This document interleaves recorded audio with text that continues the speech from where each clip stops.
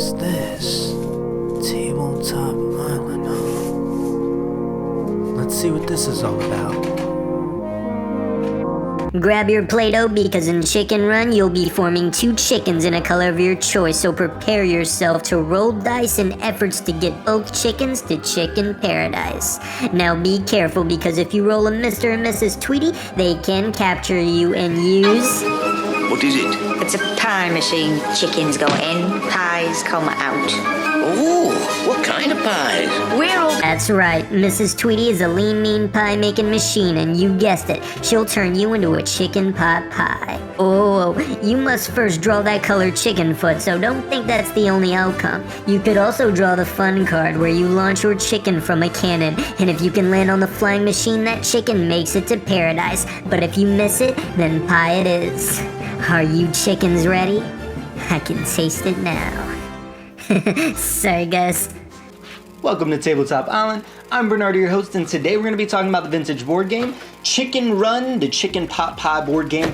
This game actually came out in 2000. I am a huge fan of this game. I think it's fun for the whole family, easy to teach, and honestly, let's talk about this a little bit more. So you have this little stencil piece that you place the Play-Doh in, squish it down, and make your two little chickens with whatever color you have chosen. Your goal is to get your two chickens from start to finish first, and you need to get both of them. And this game is highly satisfying with some of the ways that you can get to the finish line. Such as with the playing cards, when you roll a dice, if you roll one of the symbols that show Mr. or Mrs. What are their names? Man, I liked this movie too, and I can't remember their names. Mr. and Mrs. Tweety. It's Mrs. Tweety. Why do I feel like he had a different name? Yeah, Mr. and Mrs. Tweety. Clearly I wasn't as much of a fan of the movie as I thought I was. I very much enjoyed it. Mr. and Mrs. Tweety, when you roll those on the die, you draw a card, and that is where the different scenarios come in play. Obviously the more common one, smushing the Play-Doh chickens that land on that color that you drew. It seems like all these Play-Doh games seem to have a trend here, and this one no exception. So you can either smush the ones on that color, that's one card. There are ones that have specific colors, and then the rainbow one that kind of has a wild one where you can choose any color.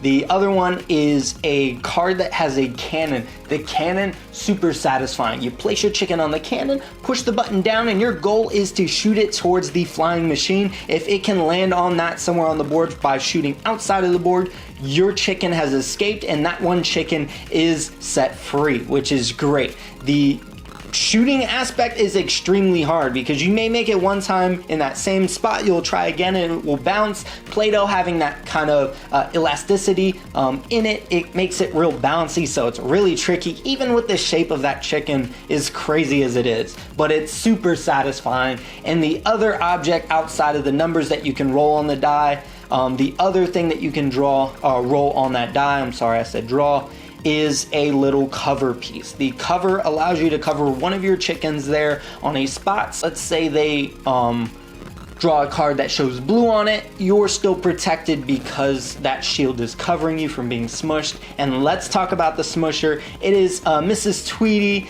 and she smushes down the chickens into little chicken pot pies, and it is absolutely hilarious and such a solid gimmick for the game because much like these other Play-Doh games, when it's smushed, it stays on the board and you can kind of skip those spots moving forward in the game. And seeing those cool, funny chicken pot pies all over the place is absolutely hilarious.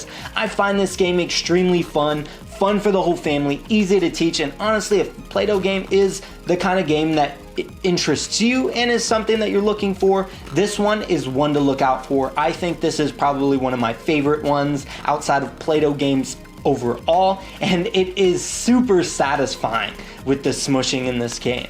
Now, I did get a good deal on it. I actually bought it for about $15, so if you do find a good deal on it, I highly recommend checking this one out. Again, check your local thrift shops, yard sales. If you come across this, it may be the right game for you. But honestly, that's all I have for you guys today. If you are interested in notifications, there is a bell up there somewhere.